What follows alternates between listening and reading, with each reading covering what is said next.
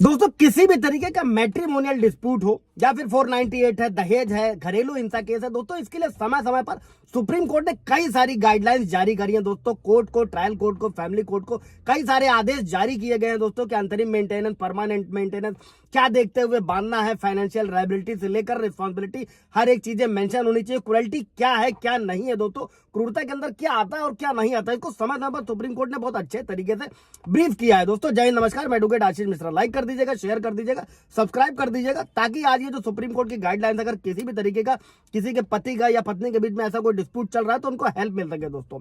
अभी समझते हैं दोस्तों, जो भारतीय न्याय संहिता की धारा 85 है, जो पहले 498A था, इस पर सुप्रीम कोर्ट क्या कहता है दोस्तों। भारतीय न्याय संहिता की धारा 85 पति और उसके घर के सदस्यों द्वारा पत्नी और बहू के साथ अगर क्रूरता की जाती है तो उस अपराध को बताती है। और इस धारा के अंतर्गत एक महिला अपने पति के साथ ससुराल के अन्य लोगों के खिलाफ भी एफआईआर दर्ज करवा सकती है अगर उनके साथ कोई अपराध हुआ है दोस्तों। और इस धारा में पति और उसके रिश्तेदारों को 3 साल तक की जेल का प्रावधान है। और कोई भी पीड़ित महिला जो भी संबंधित थाना क्षेत्र है उसमें अपराध की सूचना पुलिस अधिकारियों को दे सकती है, किसी भी निकटतम थाने में दे सकती है दोस्तों। अनेक मामलों में यह देखा गया है कि इस धारा का दुरुपयोग किया जा रहा है, मिसयूज किया जा रहा है। और कई सारी शिकायतें इस धारा से संबंधित भारत के सुप्रीम कोर्ट के सामने भी गई। और यह धारा महिलाओं के लिए एक हथियार के रूप में इस्तेमाल होने वाली धारा बनकर रह गई। और कानून का अर्थ किसी प्रकार से बदला लेना या फिर कोई सौदेबाजी करना नहीं है दोस्तों। और इस धारा के मामले में देखा गया है कि पहले पुलिस थाने से इस धारा का केस दर्ज करवा दिया जाता है, फिर सौदेबाजी की जाती है, सौदेबाजी के माध्यम से पति और उसके परिवार वालों को फंसाया जाता है और कोर्ट से हटवा भी दिया जाता है। और मामले के मुख्य गवाह पुलिस की कहानी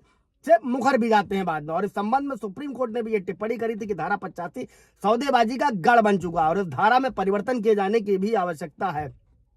एक जजमेंट ही बताता हूं दोस्तों। सुप्रीम कोर्ट ने कहकसा कौसर बनाम स्टेट ऑफ बिहार के मामले में सुप्रीम कोर्ट ने धारा 85 जो पहले 498A थी, इसी के मामले में टिप्पणी करी थी। और इस टिप्पणी के बाद एक खबर फैला दी गई थी कि 498 भारत ने असंवैधानिक करार दे दिया है, जबकि ये बात पूरी तरह से गलत है। 498 सुप्रीम कोर्ट ने किसी भी तरीके से समाप्त नहीं किया है, बस इस धारा में केवल कुछ सुधार करने के दिशा निर्देश जारी करे। और सुप्रीम कोर्ट के शब्दों को अगर साधारण भाषा में समझा जाए दोस्तों, आसान भाषा में, तो सुप्रीम कोर्ट ने कुछ यूं कहा है कि क्रूरता के मामले में जनरलाइज क्रूरता का जो केसेस है या मामला है, इनको जनरलाइज नहीं किया जा सकता। अगर किसी पीड़ित के साथ क्रूरता हुई है तो स्पष्ट रूप से क्रूरता करने वाले व्यक्तियों के जो भी संबंध में उल्लेख करना होगा दोस्तों। और 498 के मामले में पीड़ित महिला थाने जाकर केवल ये कह भर देती है कि उसके साथ पति और उसके ससुराल वाले क्रूरता कर रहे हैं और ऐसी क्रूरता के आधार पर ही 498 का मुकदमा दर्ज किया जाता है दोस्तों।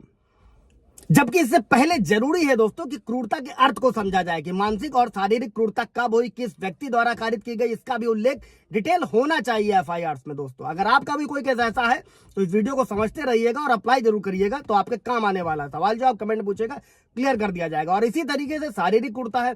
शारीरिक क्रूरता का मतलब है मारपीट। अगर किसी शादीशुदा महिला के साथ मारपीट की जा रही है, उसे आए दिन मारा जा रहा है, तब पीड़ित महिला को यह स्पष्ट बताना होगा कि किस समय, किस दिन उसके साथ उसके पति और उसके ससुराल वाले किस तरह से शारीरिक मारपीट की है। केवल ये कह देने से कि उसे परेशान किया जा रहा है, इससे धारा 85 नहीं बनती है। धारा 85 के होने के लिए आवश्यक है कि मानसिक और शारीरिक जो क्रूरता है उसको स्पष्ट रूप से साबित किया जाए दोस्तों। अच्छा, क्रूरता होती क्या है दोस्तों, इसके संबंध में सुप्रीम कोर्ट ने इससे पहले कई सारे डिसीजन दिए हैं कि क्रूरता का असल अर्थ क्या है। दहेज की मांग क्रूरता है, मारपीट करना क्रूरता है, किसी महिला को उसके रंग रूप के संबंध में बार बार टिप्पणी करना क्रूरता है, किसी महिला की जाति के संबंध में टिप्पणी करना क्रूरता है, उसके साथ गाली गलौज करना क्रूरता है दोस्तों। अगर किसी महिला के साथ कभी भी कोई क्रूरता हुई है तो उसे स्पष्ट रूप से ये बताना होता है दोस्तों, इन सारी चीजों डिटेल में देना होता है। और अगर एक महिला को किसी दिन उसकी सास द्वारा उसके रंग रूप के संबंध में कुछ कहा गया हो, उस समय उस स्थान का उल्लेख भी होना चाहिए दोस्तों। और ऐसा कहने के बाद अगर उस महिला के साथ उसका पति शारीरिक रूप से मारपीट करता है, तब उस मारपीट के लिए किए जाने का समय भी डिटेल में भरा जाना चाहिए, दिया जाना चाहिए। और कुछ यूं समझा जाए कि अगर किसी सामान्य व्यक्ति के साथ मारपीट की जाती है दोस्तों, तब उसे केवल मारपीट माना जाता है। लेकिन